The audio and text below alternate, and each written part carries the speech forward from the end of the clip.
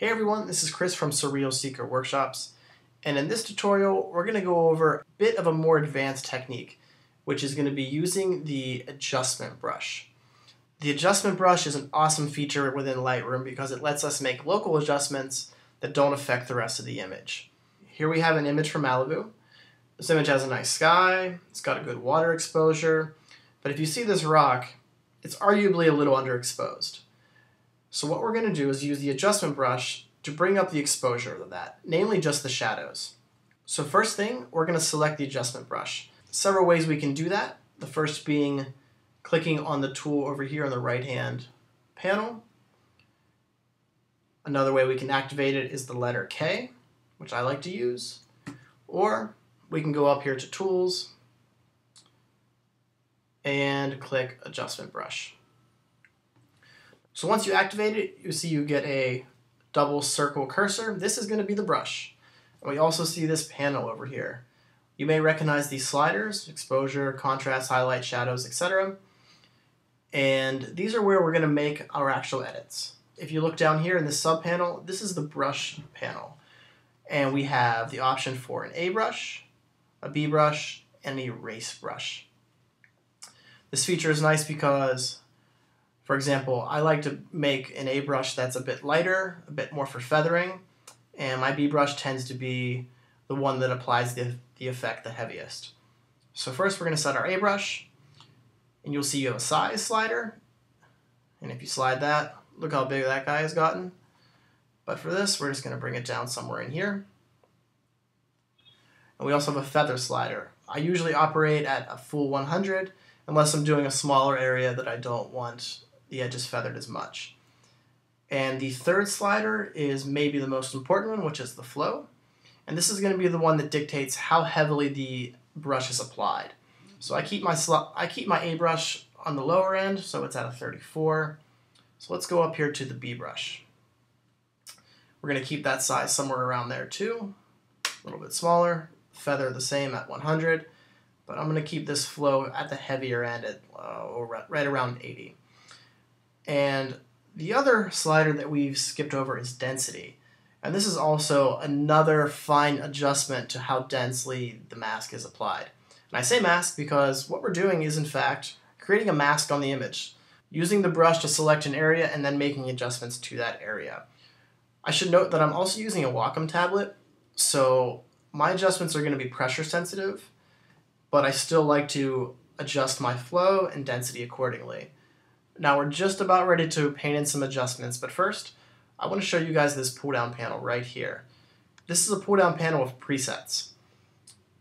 As you can see, a slew of options that are good to use right out of the gate. For example, if we select Dodge, which is the classic lighten effect, you can see that it's pre-selected for us a 0.25 bump in exposure. But for this tutorial, I want to show you guys how to do everything manually. So we're going to get rid of that, and we're going to go back to the adjustments that we want to make for this image, namely the shadows. We want to bring up the shadows in the rock. So we're going to select the shadow slider, and we're going to bump that up to 25.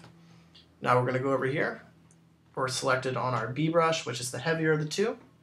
And we're going to go ahead and paint in that effect. And as you can see, the pixels in the black area are lightening up, namely just the shadows. A very precise adjustment. Now to further show you what we just did, again, we are applying a mask. So if we go down to the bottom left, there's going to be a box that says Show Selected Mask Overlay. And if we click that, we get a red overlay, and that is the exact mask that we've applied.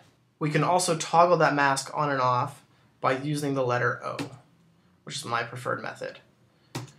So now that we have that mask showing, I want to show you guys how to clean up that mask. Remember, we have an A, a B, and an erase brush. So we're going to select the erase brush.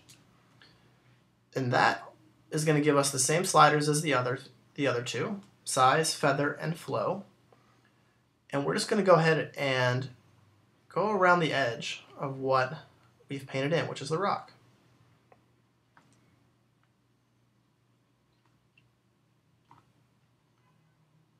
And using a Wacom tablet here really is a nice effect, so I encourage anyone who has the And using a Wacom tablet here is a nice effect. So as you can see, we're just cleaning up the edges, getting rid of the excess mask. Now we can click that mask off, letter 0. And the great thing about this mask is that we can still make edits to it. So if we come back over here to the sliders, we can do things like add contrast, which we will. Or we could add more exposure. So we're going to leave that there just for demonstration's sake. That's a 0.2 gain. And now say that we like that. We can go ahead and disengage the brush by clicking over here again. Clicking, activating it, or the hotkey K again. And so now we aren't actually on that mask yet. So if we started painting in, we would create a new mask. But we want to edit this one just for demonstration's sake. So if I hover over it, it shows me the mask of where it is, which is great. So I know that's the one I want to work on. And if I click the point, now I'm in a mode where I can edit it again. So in this case, we brought the exposure up. We're going to bring it back down. So we're starting to get a little grayed out areas in the pixels. So adjusting the shadows up to a 25 has really brought out just the shadows, which is great. A little contrast to keep the blacks where they should be. But I will say that after bringing these pixels up, we've kind of imparted a bit of a red cast, if you will. So one of the more powerful features of the adjustment brush is that we can pick a color. So if you look here at the bottom of this panel, we have a color option. Right now it's a rectangle, and as you can see it says no color effect. So we're going to click on that, and you get a whole slew of colors. Now, just for example's sake, I'm going to show you what it looks like if you made that entirely neon blue. Now that's not the effect we want, but that's just to show you that you can in fact add a color to your adjustment. So in this case, there's a bit of a red hue. Not like that, but something more along the lines, but we still do want to balance out that slight hue that we've imparted. So I'm going to bring it down here, very faint, and just add a smidge of blue in there. And I'm choosing blue because there's blue in the water, and that should complement what's happening there. So as you can see, I just made a small selection towards the bottom of the scale. And again, for comparison's sake, that's way in the green. We don't want to do that. We just want a soft blue hue. And then to disengage this window, we go over here, just click off of it.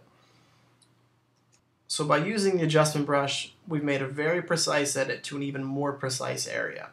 You can see how this could really help your image processing whenever you start selecting precise areas and just doing minute adjustments. So just a quick overview of what we've gone over here. The letter K will activate or deactivate the adjustment brush, as will this tool panel in the right over here. And like all of our adjustments, we can go over to the history and select what we have done and what we haven't done. And if we use once we select the pin, if we use the letter O, we can see the mask where it's been applied. Or go down to the bottom left corner and click Show Selected Mask Overlay. So now that you know what the adjustment brush is and you've seen what it can do, hopefully you feel more confident to jump in and start using it on your images. It's a tool that can really take them to that next level.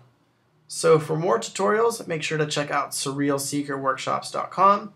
That's also where you can find all the up-to-date information on the upcoming workshops. Cheers!